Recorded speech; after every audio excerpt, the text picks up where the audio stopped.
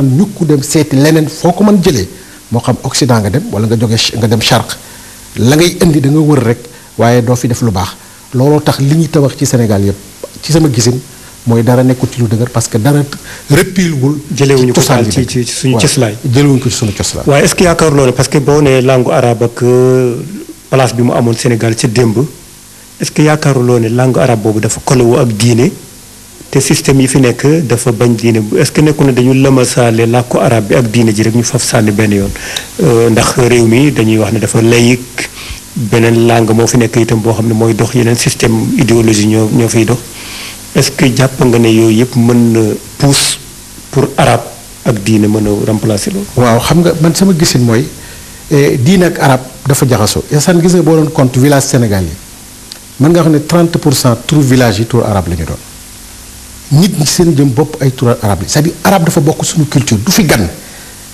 c'est-à-dire am na fi luxa yoo xam langue yoo xam ne lu mel ni séeréer joola wala am na langue yoo xam ne amaguñ ci Sénégal at yi fi arabe am arabe daf fi yàgg ci réew mi nekk fii ba nga xam ne dafa bokk ci ndono Sénégal ci suñu culture la bokk ku bëgg a def ci Sénégal dara ne da nga koy écarter mooy ne fasuloo yéene def lu sëree ci réew mi même ñi nga xam ne ñooy yëngatu ci wàllu làkkam tubaab ak jàngale école tubaab yi xam nañ ne Sénégal mënuñ fi def dara lu dul ñu dépendre ci njàngum arab dépendre ci njàngum l'islam ci biir Sénégal beneen bi moo di ñi nga xam ne également dañoo jàng diine ci biir Sénégal bi ñu ñëwee ne li fi mag ñi ba nañ ko garder li fi mag ñi ba du ñu nangu kenn jëlee ko fi loolu du question du wax du ñu wax rek ne li fi mag ñi bàyyi nañ ko fi téye nañ ko fi bàyyi nañ ko fi garder mais li fi mag ñi bàyyi pour ñu garder ko fi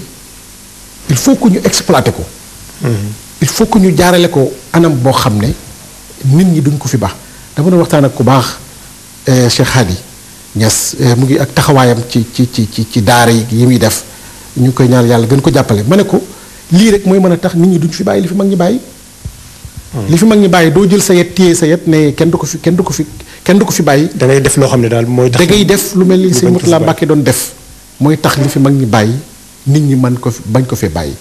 donc bu fekkente ne ñi nga xam ne ñoo yore ndonal yi taxawaay bi ñu ci waroon taxawuñ ko ci ñi yaakaaroon ne buñ ñëwee indi lu bees te mooy ñi jógee ci réewi arab yi ñëw te nga xam ne ñi ci ëpp bëri ñëpp ay doomu sëriñ lañ ak ay doomu cheikh ak ay doomu muqaddam parce que jamono booba ñoom ñoo amoon possibilité am ay bourse defuñ ci liñ ci war a def duñ séntu mukk ab gouvernement wu laïque muy def dara ci loo xam ne day yëkkati langue arabe wala muy yëkkati l'islam ci biir Sénégal. jërëjëf oustaz Mouhamed Ka loolu nag moo may poussé ma ñëw ak yow ci benn angle est-ce que kon mën nañu wax ne mag ñi ay producteurs lañu waaye ñun duñu ay consommateurs maanaam mag ñi am nañu loo xam ne bàyyi nañ ko fi loo xam ne dafa waroon am continuité loo xam ne dañuy di koy def cëslaay pour ñu tabax ci gën a avancer ci wàllu woowu est-ce que yaakaaruloo ne kon drapeau boobu mag ñi yëkkati woon ci wàllu xam-xam wàllu taalif wàllu mbind drapeau boobu est-ce que nekkul ne wàcc na actuellement. dëgg la loolu lay wax xam nga Assane mag ñi liñ fi bàyyi woon wax naa ne dafa wàcc exploité wuñ ko ci intérêt réew mi ni ci intérêt religion bi ni ci intérêt développement ni culturel. te mag ñi li gënoon jafe la ñu def mooy sos tabax ba fi te amoon possibilité yu baree bari def ko ci biir Sénégal li ñuy jàngat ci mag ñi damay wax ne discours bi ñuy jàngal ci mag ñi mooy discours bi nga xam ne moom la gàmm ko di jàngale mooy di ñu wax seeni karamaat baax na yi nga xam ne xëy na bu ñu la ko waxee ci mag mi sax dañ la koy xaw a tëli royloo parce que da ngay xalaat. da ngay jàpp ne mënuma loolu. waaw boo mënul làqatu ci doj doo dem jihaati comme Cheikh Omar Fouti soo mënul julli ci géej doo julli comme Sëñ Touba c'est-à-dire nit ñi ko jàngale Sëñ Saliou daan wax ne ku jàngale Sëñ Touba ci anam bu ko nit maneewul a roy kooku seytaane la. donc loolu aspect boobu ñun mën naa wax ne ñi nga xam ne ñun suñuy maam kalifi diine yi nag ma baal ci terme bi. loolu suñu problème la. beneen problème bi mooy ñi nga xam ne yaakaaroon nañ ne bu ñu ñëwee. dañuy indi changement ci loolu. da ngay gis ne même ñi nga xam ne mooy dernière génération bi ñiy bind ay téere li ëpp bëri ci ñoom seen mbind même bu ñuy bind ci siira duñu istidlaal. ñu référé wu ci duñu tegtalu ci li fi mag ñi bàyyi. da ngay tëb daal dem ca réewu naar yi. ci réewi naar yi ci ñeneen nit. dem ci ay ñoom Ibnu Hajar ak Ibnu Sirin ak yooyu.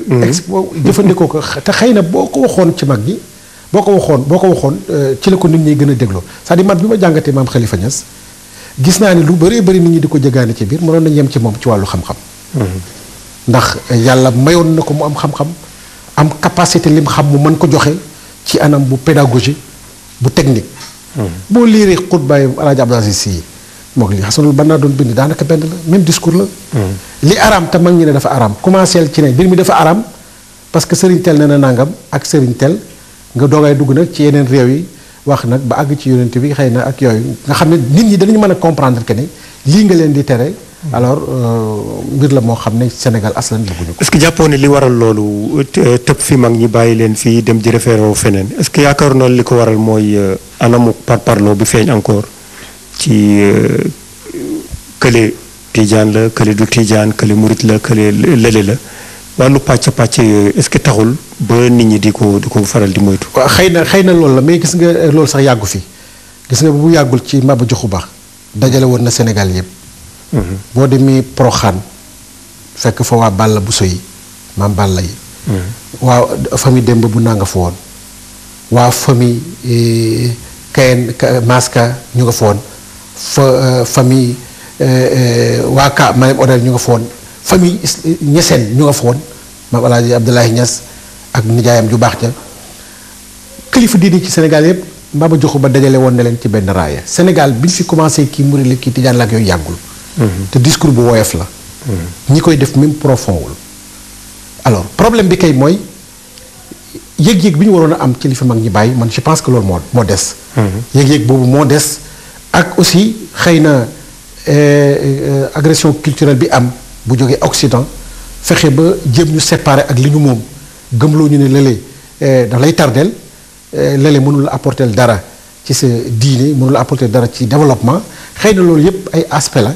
xëy na aussi ñi nga xam ne ñoo waroon a saytu ndonali yittoo gi ñuy yittoo kese ci dajale mbooloo ak yooyu xëy na aussi loolu bokk na ci. tax na ba wàllu contenu bi xaw a des ginnaaw. ci anam bi mu waroon a amee kii en tout cas li ñu war a def daal. mooy delluwaat ci li fi nekkoon. jëm ko jàngat. pour mën koo exploiter li ci baax ñoo xam ne lii dafa baax li nga xam ne wute naa ñun ne baaxul ñoo xam ne ay nit ñu doon def effort la alors ñu xam na lañ ko exploiter aussi. tudd nga baatu agression culturelle mais est-ce que amul benn genre agression culturelle boo xam ne intérieur la boo xam ne ci biir Sénégal gi parce que mën nañu wax ne tubaab yi ñoo ñu colonisé woon en tant que Sénégal. mais est-ce que tubaab yi ñuul yi itam colonisé wuñu culture boobu ngay wax ci biir Sénégal si boobu est-ce que amul njëtt sama gisee tubaab yi ñoo colonisé wala déet. Assane gis nga ñi doon xeex Sénégal ak tubaab yi ci Sénégal bi ñuy joxe indépendance joxuñu leen ko. maanaam ñi doon xeex ak ñi ñu jox raaya bi. bokkuñu. ñi doon xeex ci njaboot ak Maba Diakhou gi mu dajale woon fële ci Saloum. bi ñuy joxe raaya joxuñu ko ci kenn. ñoom seen. doguma la sax mais ñu bari dañu yaakaar ne indépendance bi ñu am ci tubaab yi liggéeyu 1958 la ak 1957 ak yooyu te mu mel ne gën na sori loolu. résistance mag yi ci la mag la ñu lakk fi ay daara. daara yi produire ay nit ñoo xam ne même ci 1950 yooyu nit ñi nga xam ne ñoo takk woon pour laaj réew mi. ñooñu ñu bëri ay borom yi daara lañu yoo xam ne ñu ngi ci Sénégal ñu xam leen donc je pense que l'histoire Sénégal ak ni mu tëddee en ce moment bàyyi fi ay nit ñoo xam ne seen yëg-yëg mooy fexe ba yëgloo Sénégalais yi fi ne. kene li fi nekk du dara. mënul apporter dara d'ailleurs boole wuñu leen sax même ci intellectuels yi nga xam ne. dañuy xaar ci ñoom ëllëg que ne mën nañu apporter réew mi dara te loolu erreur yu mag la. dañuy faral di wax ne ku ne ci ñun réew yi nga jàngee ci réew yi arab yi boo ñëwee ñoo gën a développé suñu réew yi. ñañ fa nekkaloon doon jàng ñoo ko fa liggéey. mais boo ñëwee Sénégal jógee ci réew yooyu mënuloo signifier fi dara même bët bi ñu lay xoolee mooy bëtu nit koo xam ne jàngul donc loolu yëpp ay erreur la yoo xam ne problème la yoo xam ne ñoom joué nañ ci rôle bu mag mais également ñi nga xam ne ñoo jàngee ci réew yi arab ñibbisi aussi ak ñi nekk biir Sénégal. am na luñ ci joué luñ ci nangu parce que ñoo ko accepté duñ nangoo dugg ci yenn yi laaj def li nit ñi war a def. koo ci gis rek mu ngi nekk ci benn affaire am beru fa gëm ne warul ànd ak nit ñi liggéey ci loolu. jërëjëf oustaz Mouhamed Diamaka balaa ñuy jóge ci tomb yooyu rek ak culture arabo-islamique ci biir Sénégal maa ngi gis nga bind benn thèse boo xam ne benn téere boo xam ne yaa ngi ko tuddee al madhu nabawi fi shi'ri alxaaji Mouhamed Khalifa Niass muy da nga jël kenn ci magu Sénégal yi muy maam Khalifa Niass mu mel ne daal ni mu taggee yonente bi sallallahu alayhi wa sallam nga jël jàngat ko lan moo tax nga jël sujet boobu ak boo ma doon tënkal contenu bi lan la. waaw xam nga Cheikh Hassan man yàlla dafa ma def ma bëggoon jàngat li fi mag ñi bàyyi ci Sénégal tax na li ma bind ak bon ci samay mémoire yépp ci littérature sénégalaise d'expression arabe la. al adab sénégalais al arabi. sama maîtrise maa ngi ko defoon ci aghrad ash-shi'r al arabi sénégalais les thèmes poétiques dans littérature sénégalaise d'expression arabe. bi ma koy def nag bokkoon na sax maa ngi nuyu bu baax sama oustaz docteur Dia ak oustaz Babacar Samb. département université arabe waaw université Dakar. docteur Babacar Samb bokkoon na ci li mu reproché mooy dama xawoon ihmal. sàggane maam Khalifa Niass ci sama teesu maîtrise. fekk bi muy bind li ma booleeg maam Khalifa Niass dëgg-dëgg mooy rafetaayu. li mu produit ci xam-xam. réellement loolu moo ma booleeg moom. ba bi may def master sama mag docteur Thierno Ka ma waxtaan ceeg moom mu encouragé ma vraiment ne ma daal nit la koo xam ne yombalal ma aussi ay référence am. ci dugg ci na xawoon jafe. ndax xam nga nit ku mel ni maam Khalifa bind ba fi yar ba fi ñi mu jàngaloon nekk fi nga bëgg a bind ci moom doon na indi ay jafe-jafe. ma tànn al-Madh an-Nabawi ci lim bind ba fi. jël ci al-Madh an-Nabawi jàngat ko gis ne bokk na ci ñi nga xam ne ñoo dàq wuy ci arab. ci arab li ñu dàq wuy ci sama gisin. ci la bokk ci jamonoom. ci jamonoom mën nañu wax ci jamonoom même ci lu dul jamonoom. même ci li ñu tagg yonente bi. ci li ñu tagg yonente bi ci Madh an-Nabawi. wax dëgg yàlla ci sama gisin bu gàtt. gis naa sax nga koy comparé ak yeneen woykat yi nga xam ne waaw comparé ak woykat yu mag yi nga xam ne. ràññee nañ leen moo xam ci chiite la ci chia la wala moo xam comme Kamiyat ak moo xam ci Madh an-Nabawi ku mel ni Ahmed Bouchayri moo xam Ahmed Barodi moo xam yeneen woykat yu mag. Saafi Diine Xelli ci Badiiyaat ñi nga xam ne xam nañ leen dëgg ci woy arab. boo jëlee seen woy jël li maam Khalifa woy nga comparé ko. da nga gis ne maam Khalifa Niass bokk na ci kàngaam yi gën a mag ci tagg yonent bi sallallahu alayhi wa sallam. jël naa lim bind ci Madh an-Nabawi ma def ko ñetti xaaj. wala ñeent loo xam ne dañ koy tuddee al-Madh at-Taalimi. loo xam ne daal tagg yonent bi la waaye jàngale la ci jublu. waaw jàngale la ci jublu mooy point éducatif nga xam ne daf ko bind ngir jàngale. nga xam ne boo ko jàngoon tey boo jàngoon diwaanam boobu al-Mir'atu Safa mën nga def examen ci siira yonent bi saa sam l'histoire yonent bi ay saxaabam te fa tabaarakalla mu bind ko ci anam pédagogie également. te li ñu xamoon sax ci woy woowu mooy woy naw boobu ci arab. façon boobu. moo doon dañ ci daan jéggale lu bari ci woyu arab ci taar parce que nazm la ndax objectif bi mooy nose xam-xam. fexe joxe ko ba nit ki mën ko mokkal. loo tax ñi nga xam ne ñoo spécialiste ci affaire adab te nga xam ko bu baax ma xam la nga nekk woykatu arab bu baax bu mag. dañ daan jéggali loolu mais maam Khalifa la mu bind nga xam ne loolu normalement dafa waroon a nekk seeru nazm yi. soo ko liiree mën ngaa bañ a wax ne sax seeru taalim yi la ngir taar ba ca nekk. ak la ca nekk ci al-muhsanat al-badi'iyya ak al-maani funun al-bayaani yi ca nekk. beneen partie bi mu def tam am solo mooy li ñuy tuddee seerul malhami.